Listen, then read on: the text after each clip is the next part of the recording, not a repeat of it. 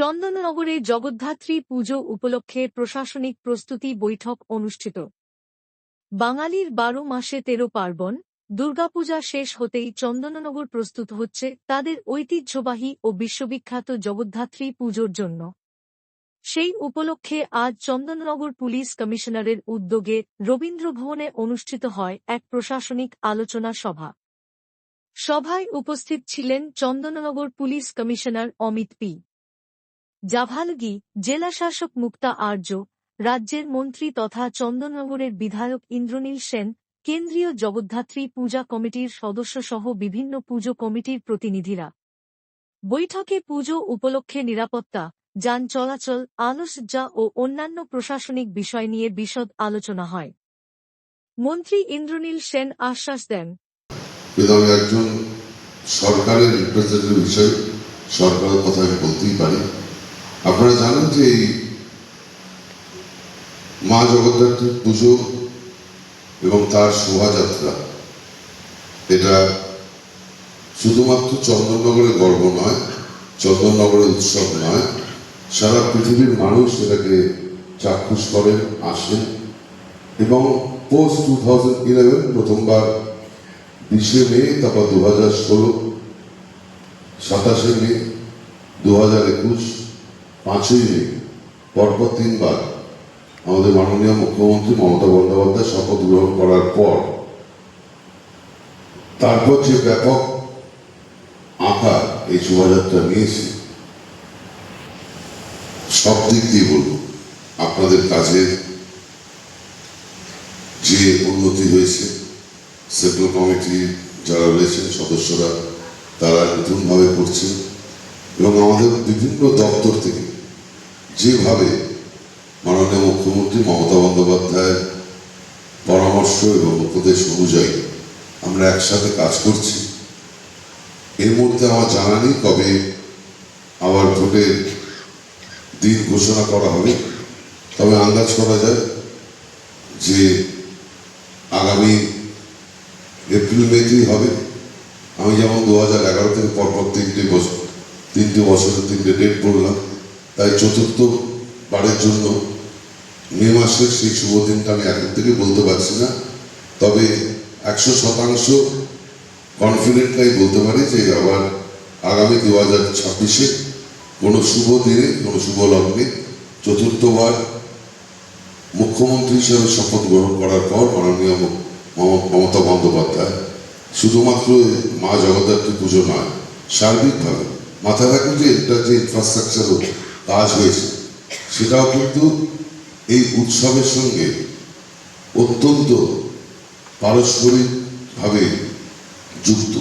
তার রাস্তা, জিটি রোডের এক্সপ্যানশন জায়গা ছিল না, প্রপার হ্যাবিটেবল জায়গা ছিল না, তার জন্য পর্যটন দপ্তর থেকে এখানে যেটা করা হয়েছে আলো রেসর্ট এবং এখানকার আলোক শিল্পী যারা আমাদের বাংলার নয় ভারতবর্ষের এবং বিশ্বের বিভিন্ন প্রান্তে কাজ করছে তাদের জন্য আলো হাব করা হয়েছে এবং একই সঙ্গে 104 কোটি টাকা যে বিদ্যুৎ দপ্তর থেকে যে কাজটি হলো, যেটা মাননীয় মুখ্যমন্ত্রী মমতা বন্দ্যোপাধ্যায় পোস্তা থেকে 3 বছর আগে অ্যানাউন্স করেছিলেন।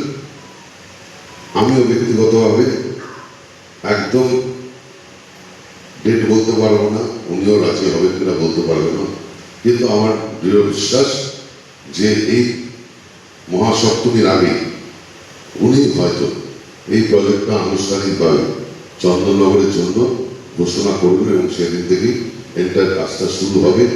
এটা আমার চন্দননগরে আসার পর থেকে বিভিন্ন লোক বলেছিল, আমার জানা ছিল। পুজো চলাকালীন সমস্ত সমস্যার দ্রুত সমাধান করা হবে।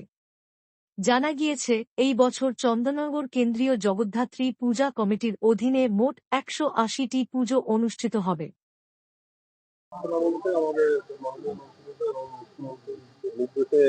চন্দননগর আন্ডারগ্রাউন্ড প্রজেক্টের কাজ শুরু হয়েছে, সেই কাজটা আমাদের প্রায় শেষের দিকে শেষই হয়েই গেছে।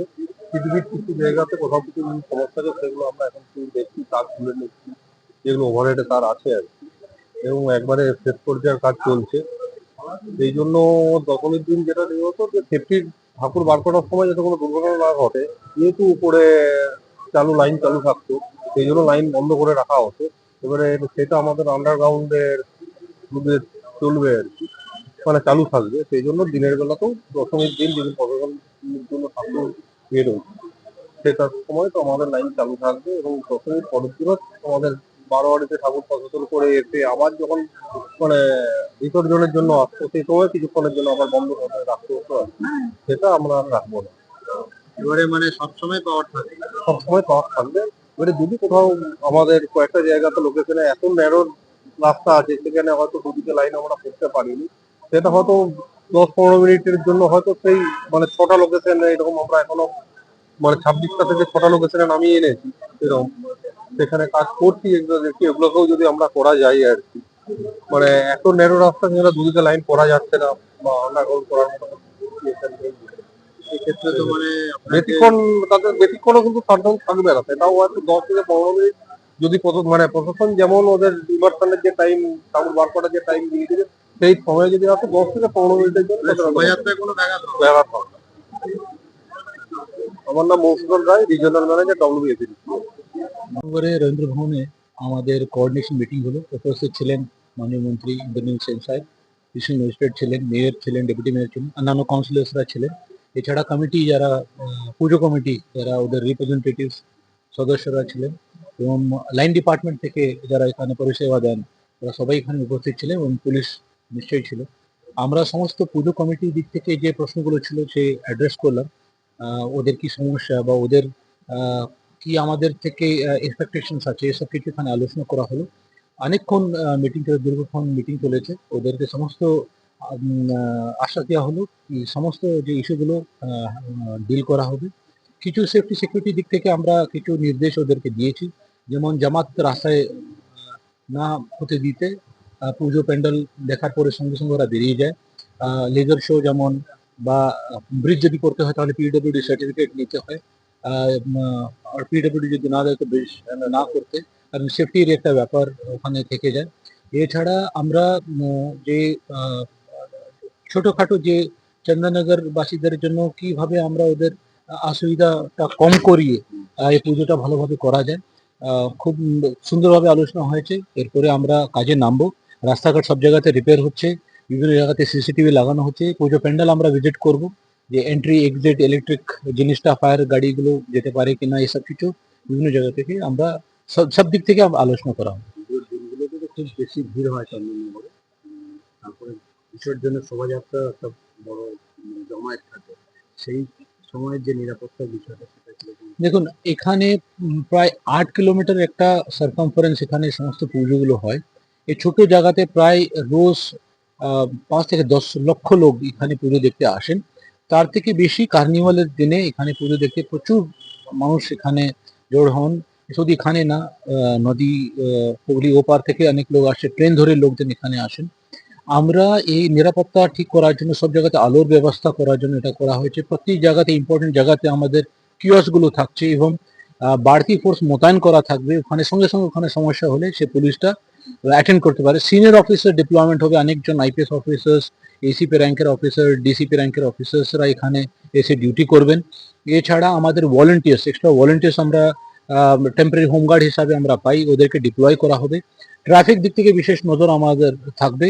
মহিলা নিরাপত্তা এবং কোনো ক্রাইম না ঘটে সেজন্য একটা আমাদের বিশেষ মহিলা দল বা মহিলা পুলিশ কর্মীদের দল এখানে কিন্তু আমরা মোতায়েন করব।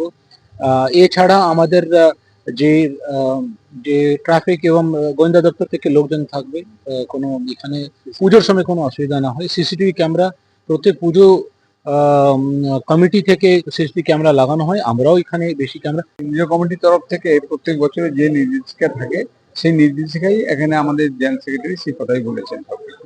এবং আমরা এই ডিজে বিরোধী যে সেটা দেওয়া হবে, সীসা মুক্ত রং ব্যবহার করা হবে, এবং সর্বোপরি যেটা হচ্ছে যে আমাদের সিপি সাহেব যেটা বললেন যে আমরা যে প্রতিবাদ স্বরূপ যে কোনো লাইট বন্ধ করা যাবে না, এটা একটা ব্যাপার আছে যে শুধু শুধু লাইট বন্ধ করলে তো পথচারীদের বা যারা প্রতিমা দর্শন করতে আসছেন তাদের অসুবিধা হবে। সেই জন্য লাইট বন্ধ, প্রতিবাদের স্বরূপ লাইট বন্ধ করা যাবে না, লাইট জ্বালতে হবে। আলোর শহর চন্দননগরে আলো থাকবে, এই যে বার্তা দিয়ে বেশ কিছু নির্দেশ দেওয়া হলো পুজো কমিটিগুলিকে, এবং তাদেরকে সেগুলো বলা হলো। তো সেই জায়গায় আপনারা সেন্ট্রাল কমিটির পক্ষ থেকে কি সেইগুলো ফলো করবেন? আমরা কেন্দ্রীয় কমিটির একটা বই বেরোয় প্রত্যেক বছর। এই আজকের পরেই বইটা আমাদের 2-4 দিন পরেই আমরা বেরিয়ে যাবে। সেটা আপনাদের যখন প্রেস কনফারেন্স হবে তখন আপনারাও পাবেন, আপনাদেরও দেয়া থাকে। তাইতে দেখবেন যে কথাগুলো প্রশাসন স্তরে বলা হলো এবং সেই কথাটাই রিপিট করলেন আমাদের জেনারেল সেক্রেটারি শুভজিৎ সাউ, যে এছাড়াও যেগুলো যেগুলো বললেন, নতুন নতুন নিয়ম যেগুলো বললেন, সেগুলোকে আপনারা আজকে সবাই সুযোগ পেয়েছেন এবং এগুলো আমাদের বইয়ের মধ্যেই থাকবে। এবং আমাদের এবছরে 3টি পূজা কমিটিকে আমরা নিয়েছি, 3টি ভদ্রেশ্বর থানার অন্তর্গত। আগে আমাদের 177টি ছিল এবং এখন হচ্ছে আমাদের 180টি পরিবার নিয়ে আমাদের কেন্দ্রীয় কমিটি গঠন। কোন 3টি নিলেন? আমার বলছি যে আমাদের উত্তর সুভাষপল্লী, যে লাইনের ওপরে, যেটা লাইনের ওপর দিয়ে ঠাকুরটা নিয়ে আসে, সেই ঠাকুর একটি। আরেকটি হচ্ছে আপনার শহীদ বেদি মিলননগর, অর্থাৎ মানকুণ্ডু স্টেশনের ওই ঝিলপাড়ের কাছে, ওইখানে একটি পুজো কমিটি। আরেকটি হচ্ছে চাঁপদানি মিউনিসিপ্যালিটির আন্ডারে আপনার সুকান্ত নগর কাঁটাডাঙ্গা, এই মহিলা সমিতি, মহিলা পরিচালিত সমিতি। এরা এই 3টিকে আমরা এবছরে আমাদের সংযোজন করেছি। এবং আমাদের এবছরের হচ্ছে ধরুন আমরা শ্বেতপুর থেকে উর্দিবাজার এবং হরিদ্রাডাঙ্গা থেকে অ্যাঙ্গার, এই হচ্ছে আমাদের পরিধি। এর মধ্যে আমাদের 180টা পরিবার নিয়ে 70 বছর ধরে আমরা এই অর্গানাইজেশন চালিয়ে যাচ্ছি। আমার নাম নিমাই চন্দ্র দাস। আমার সঙ্গে আছেন আমাদের প্রেসিডেন্ট শ্রী শ্যামল কুমার ঘোষ এবং জয়েন্ট সেক্রেটারি শ্রী অমিত পাল।